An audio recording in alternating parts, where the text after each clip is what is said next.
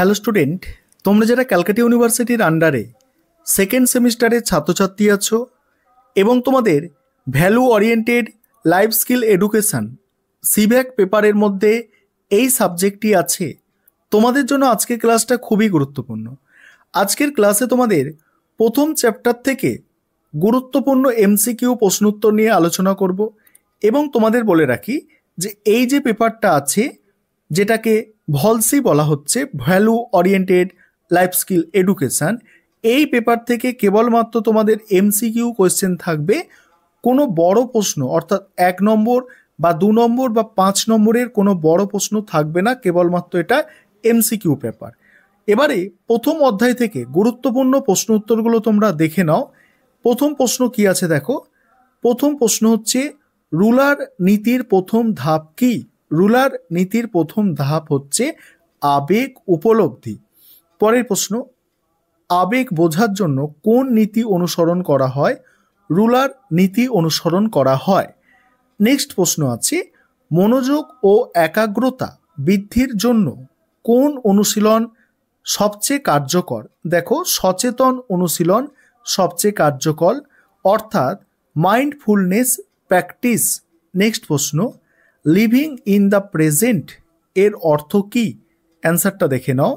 এর অর্থ হচ্ছে অপশান সি সঠিক অ্যান্সার, বর্তমান মুহূর্তের ওপর মনোযোগ কেন্দ্রীভূত করা।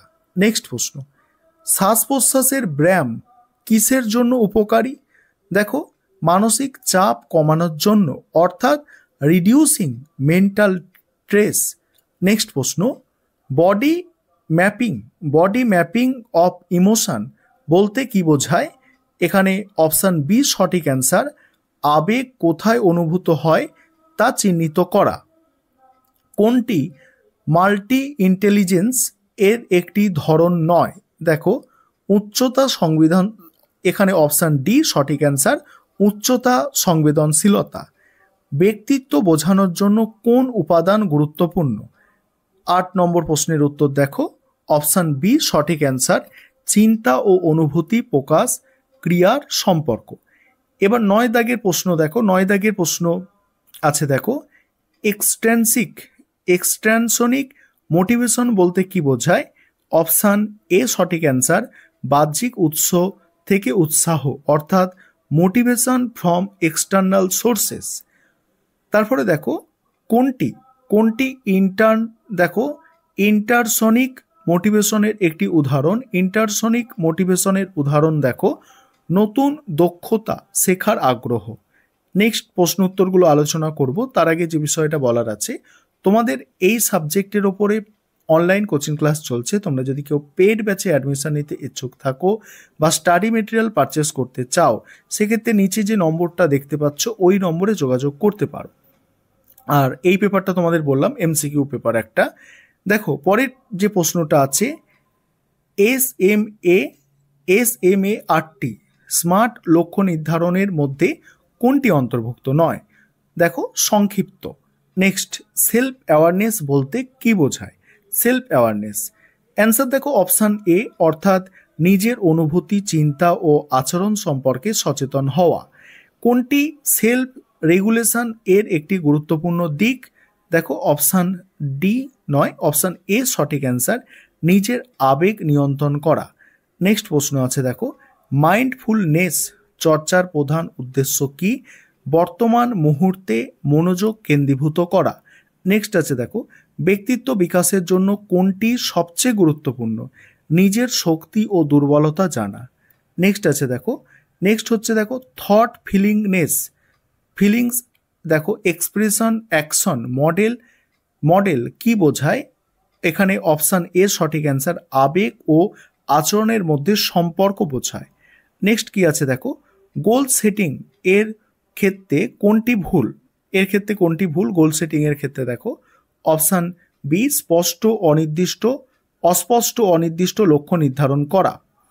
কোনটি বাহ্যিক প্রেরণার উদাহরণ? মানে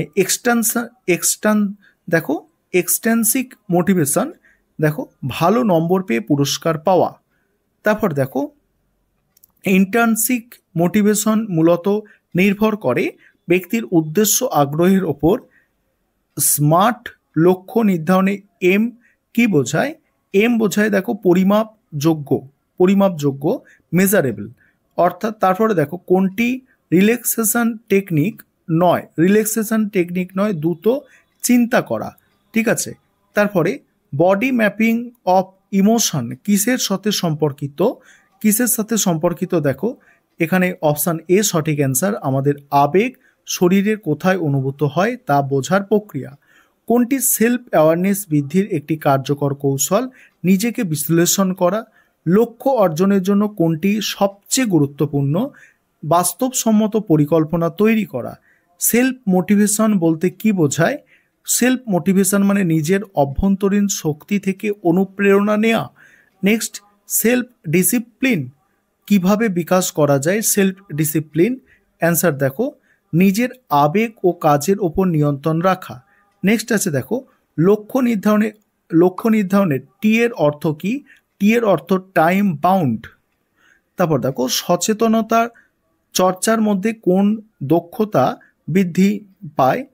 মনোযোগ ও একাগ্রতা। স্মার্ট লক্ষ্যে এ বলতে কি বোঝায়? এ বলতে হচ্ছে অর্জন যোগ্যতা। আর শেষ প্রশ্ন, আত্মসচেতনতা কিভাবে সাহায্য করে? আত্মসচেতনতা আবেগ নিয়ন্ত্রণ ও সিদ্ধান্ত গ্রহণে সহায়তা করে। এই হচ্ছে তোমাদের আজকে গুরুত্বপূর্ণ 30টি প্রশ্ন উত্তর।